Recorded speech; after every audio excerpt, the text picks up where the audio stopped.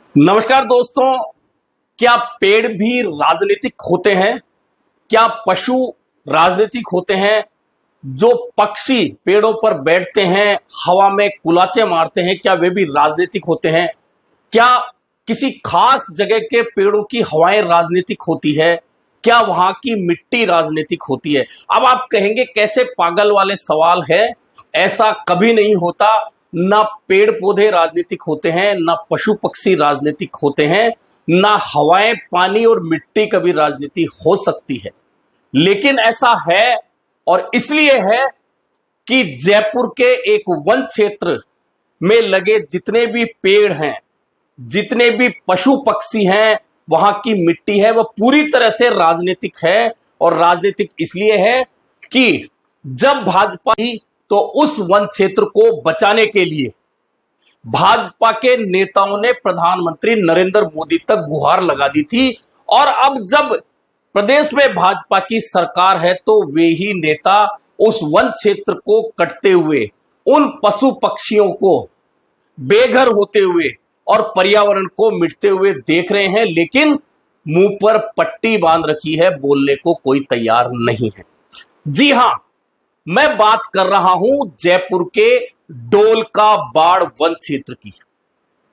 ज्यादातर लोगों ने अगर नहीं सुना है तो बता देता हूं, यह क्षेत्र है रिको इंडस्ट्रियल एरिया है, जो मानसरोवर और सांगानेर के बीच का, उससे लगता यह क्षेत्र है जहां पर 2500 से ज्यादा पेड़ लगे हैं। और वर्षों से यह वन क्षेत्र बहुत सारे पशु पक्षियों का विचरण क्षेत्र है, उनका भोजन वहां है, उनके लिए पानी वहां है, और सबसे बड़ी बात, उस क्षेत्र के लिए फेफड़ों का काम वह डोल का बाड़ वन क्षेत्र कर रहा है। लेकिन अब वहां रिको फिनटेक पार्क बनाने के लिए उन पेड़ों को बेरहमी से काट रहा है, उन पर कुल्हाड़ी चल रही है, आरी चल रही है। लेकिन जो भाजपा नेता इस वन क्षेत्र को बचाने के लिए प्रधानमंत्री नरेंद्र मोदी तक गुहार लगा रहे थे, वे अब चुप्पी साधे बैठ गए।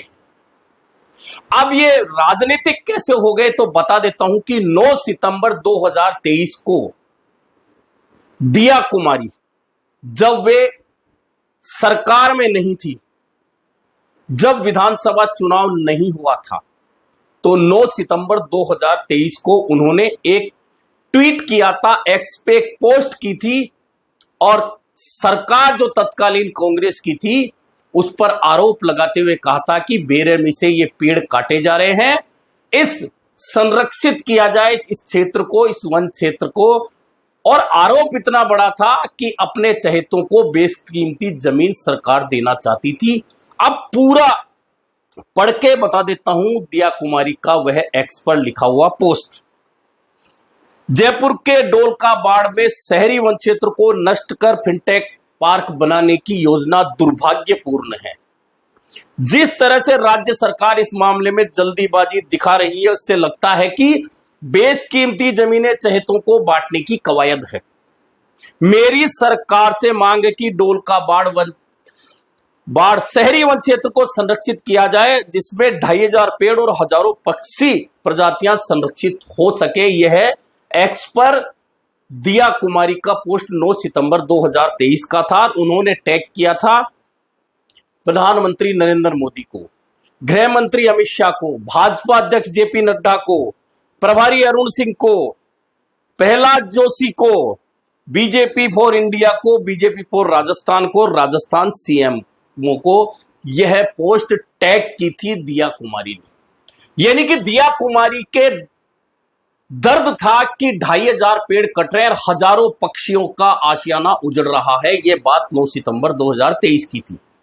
लेकिन अब जब सरकार में दिया कुमारी उप मुख्यमंत्री की जिम्मेदारी निभा रही है, वित्त मंत्री की जिम्मेदारी निभा रही है, पीडब्ल्यूडी मंत्री की जिम्मेदारी निभा रही है, जयपुर से विधानसभा का चुनाव जीतकर उप मुख्यमंत्री बनी है, तो अब जयपुर का यह वन क्षेत्र शायद उनकी नजरों से ओझल हो गया है। और जब सैकड़ों लोग इस वन क्षेत्र को बचाने के लिए आंदोलन कर रहे हैं, तो एक सोशल मीडिया पोस्ट तक भी उप मुख्यमंत्री ने नहीं लिखी है। और सोशल मीडिया पोस्ट लिखने की जरूरत भी क्यों है? आप उप मुख्यमंत्री हैं, आप मुख्यमंत्री से आग्रह कर सकती हैं कि फिनटेक पार्क बनाने की जो योजना है उसे कहीं और लगाया जा सकता है, बनाया जा सकता है। बहुत सारी बंजर जमीनें पड़ी हैं, वहां बनाया जा सकता है, लेकिन 2500 पेड़ अगर कटेंगे तो एक पेड़ जो लगाता है उसे बड़ा करता है। जब वह पेड़ करता है, उसको जब दर्द उठता है, उस दर्द को कोई महसूस अभी नहीं कर रहा। उस क्षेत्र में आप जाकर देखिए किस तरह से बड़े बड़े पेड़ जो कई सालों से खड़े हैं और सांगानेर, मानसरोवर, जवार सर्किल, उस पूरे क्षेत्र को सांसें दे रहे हैं। उन 2500 पेड़ों पर कुल्हाड़े चल रहे हैं। लेकिन मजाल है भाजपा के नेता बोल जाएं, और भाजपा के ही क्यों, कांग्रेस के नेता प्रदेश अध्यक्ष गोविंद सिंह डोटासरा, उप नेता प्रतिपक्ष टीकाराम जूली एक बार वहां गए थे जब यह आंदोलन शुरू हुआ था। उसके बाद उन्होंने भी इतिश्री कर ली बयान देकर। और जयपुर में जो लोग पर्यावरण प्रेमी हैं, जो पशु पक्षियों को बचाना चाहते हैं, वे लगातार संघर्ष कर रहे हैं। और यह संघर्ष बहुत लंबा हो चला है, इसमें धीरे धीरे लोग जुड़ भी रहे हैं, लेकिन पेड़ों की कटाई बदस्तूर जारी है। और वहां फिनटेक पार्क बनाने को लेकर लगातार पेड़ों पर कुल्हाड़े चल रहे हैं। जो पक्षी उन पेड़ों पर बैठते हैं सैकड़ों हजारों की संख्या में, वे अपना आशियाना बचा तो नहीं पा रहे, लेकिन चीख चीख कर कह रहे हैं कि हम कहां जाएंगे। अब सवाल यह है कि राजस्थान में जब भाजपा विपक्ष में थी, दिया कुमारी विपक्ष में थी, तो उन्हें इस शहरी वन क्षेत्र को संरक्षित करने की याद आ रही थी। लेकिन अब वे मुख्यमंत्री बन चुकी हैं, उप मुख्यमंत्री हैं, जयपुर से हैं, उनके सामने तमाम खबरें हैं, या विरोध खुलकर लोगों के सामने आ चुका है। लेकिन दिया कुमारी चुप्पी साध कर बैठ चुकी हैं, और वे इस मामले में अब वे शहरी वन क्षेत्र को बचाने के लिए, संरक्षित करने के लिए कोई उपाय नहीं कर रही हैं। यही कारण है जो मैंने शुरू में कहा था कि क्या पेड़ भी राजनीतिक हैं, क्या पशु पक्षी भी राजनीतिक हैं, डोलका बाड़ की मिट्टी भी राजनीतिक हो चुकी है, जिसे बचाने के लिए अब कोई भी राजनीतिक व्यक्ति सामने नहीं आना चाहता। और कांग्रेस सरकार पर दिया कुमारी जी आरोप लगाती थी कि बेशकीमती जमीन अपने चहेतों को बांटने की कोशिश है। तो अब इस कोशिश को दिया कुमारी क्यों नहीं रोक रही? अब तो वे पावर में है, उप मुख्यमंत्री हैं, क्यों नहीं प्रयास कर रही? और सबसे बड़ी बात यह है कि यह संरक्षित वन क्षेत्र मुख्यमंत्री भजनलाल शर्मा के क्षेत्र से लगता हुआ है, और उन्हीं के क्षेत्र की जनता यहां से खुली सांस ले रही है। जयपुर के इस पर्यावरण जो बुरी तरह से पहले से ही असंतुलित हो चुका है, और जितना वन क्षेत्र जयपुर में होना चाहिए उसका इतना सा वन क्षेत्र बचा है। और अगर ये 2500 पेड़ कट गए तो आप सोच सकते हैं कि मुख्यमंत्री भजनलाल शर्मा के क्षेत्र की जनता की सांसें जो पहले से ही जहरीली है, क्योंकि सांगानेर में जो फैक्ट्रियां चल रही है उनका जहरीला पानी जिस तरह से शिकारपुरा की नहर से होता हुआ आसपास के क्षेत्र में जहर फैला चुका है, वहां हवा और जहरीली हो जाएगी अगर डोलका बाड़ वन क्षेत्र कटकर फिनटेक पार्क बन गया।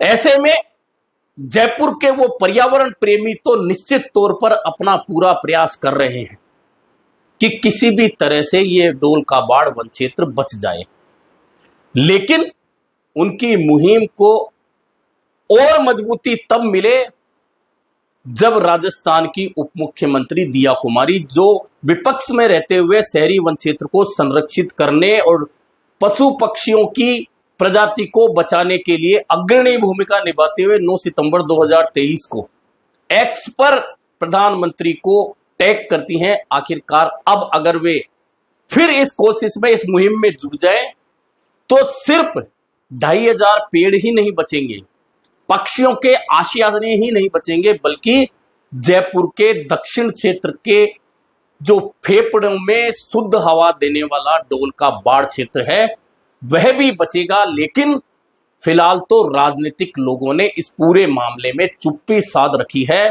और डोलका बाढ़ वन क्षेत्र में रोजाना पेड़ों पर कुल्हाड़ी और आरे चल रहे हैं और पर्यावरण प्रेमी कभी जवार सर्किल पर, कभी सड़कों पर खड़े होकर, कभी सेंट्रल पार्क आकर, कभी चौराहों पर खड़े होकर जयपुर के लोगों से अपील करते दिख रहे हैं कि आइए इस मुहिम में जुड़िए। अगर ये 2500 पेड़ कट गए तो हम अपने बच्चों को, आने वाली पीढ़ी को शुद्ध सांसें कैसे देंगे? जब सांसें शुद्ध नहीं होंगी तो हमारी अगली पीढ़ी कैसे स्वस्थ होकर आगे बढ़ेगी? हालांकि इस मुहिम में धीरे धीरे जयपुर जुट रहा है, लेकिन असली बात तो तभी सामने आएगी जब जो राजनीतिक लोग छोटी छोटी बातों पर सोशल मीडिया पर चिल्लाते हैं, लिखते हैं, वे लोग इस मुहिम से जुड़कर इस वन क्षेत्र को बचाएं। और क्योंकि फिनटेक पार्क बनना अगर जरूरी है, इतना जरूरी है, तो उसके लिए कोई और जमीन जिस पर पेड़ पौधे नहीं लगे हों वहां फिनटेक पार्क बनाया जा सकता है। विकास जरूरी है, फिनटेक पार्क जरूरी है, बिल्डिंगें जरूरी है, औद्योगिक क्षेत्र जरूरी है, लेकिन सांसें छीनकर, पक्षियों के आशियाने छीनकर अगर इस तरह का विकास होता है तो वह विकास नहीं, विनाश कहलाता है। ऐसे में मुख्यमंत्री के तौर पर भजनलाल शर्मा, क्योंकि उनके क्षेत्र में यह सब कुछ हो रहा है, और उप मुख्यमंत्री दिया कुमारी जी, क्योंकि जयपुर से आप निर्वाचित हैं, उप मुख्यमंत्री हैं, तो आपको एक बार फिर आगे बढ़कर उसी तरह, जिस तरह 9 सितंबर 2023 को आपने सोशल मीडिया पोस्ट किया था, उसी तरह आपको सिर्फ पोस्ट ही नहीं करना चाहिए, बल्कि मुख्यमंत्री के साथ बैठकर इस वन क्षेत्र को संरक्षित कर पक्षियों को बचाने का प्रयास, उनके आशियाने उजड़ने से रोकने का प्रयास करना चाहिए। अभी के लिए इतना ही, फिर मिलेंगे नए मुद्दे पर चर्चा के साथ।